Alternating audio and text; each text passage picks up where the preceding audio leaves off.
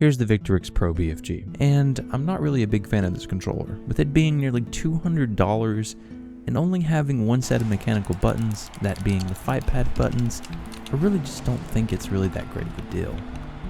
Listening is just nothing special.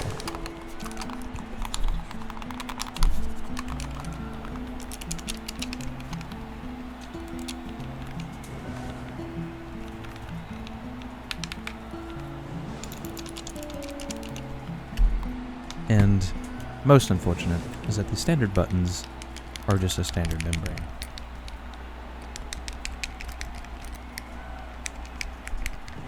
Now onto one of the 3 D-pads. Here is the cross pad, and this is the D-pad that I suffered the most with. But here I'm trying to do electrics, and this is more typical of what I experienced. And unfortunately, this wasn't just this D-pad's problem. It seemed like it persisted across all the D-pads. But the one thing that did not persist across the other ones, that this one had a huge problem with, was taking the damn thing off. This took me fucking forever to get this shit off, and I would not recommend this D-pad whatsoever. If you're gonna get this controller, stay away from it, please.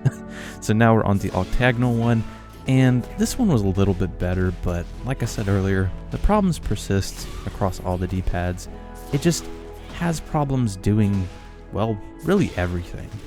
I just had it struggle to do any sort of like DP motions here. It just wasn't a good time for trying to do electrics or just play Tekken really in general. Now onto the triangular D-pad.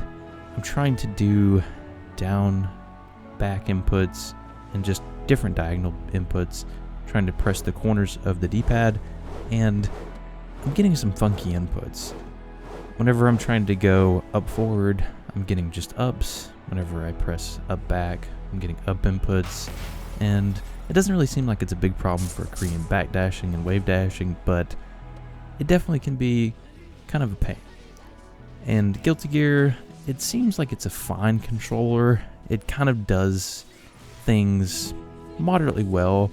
Like if you're just doing standard combos and playing the game regularly, and not really going for supers or lots of half circles, it seems to do alright, as is shown in these clips. I didn't really have any problems doing combos, but trying to go for half circles, it does skip the down input pretty often, which is very unfortunate, because as shown right here, I was able to do supers at first, and then things got quite bad, and I even started noticing a lot of up-backs inputs coming out of my D-pad. And this is the best D-pad out of them all for half circles.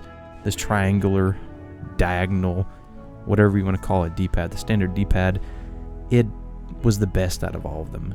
And I was having so much struggles with it. I was so deliberate here, and I couldn't get it to come out to save my life after those first 2. And I really genuinely tried. And that's very unfortunate, because not being able to do supers consistently on this controller really makes this controller basically unusable for Guilty Gear. And combined with the fact that I had so many struggles with like diagonal, like Z inputs, it just wasn't really good. It seems like everything that a controller should be good at, this controller just fails at. And I feel like there's just so many other controllers that are better for the price point. Like, I mean, there's the Razer Wolverine V2 Chroma. I highly recommend that one over this one. And I just wouldn't recommend this controller at all. Even if it was at a cheaper price point, I genuinely think that the standard PS4 controller is probably better. I really do believe that, because it's just not good. It's so expensive. It doesn't do anything well.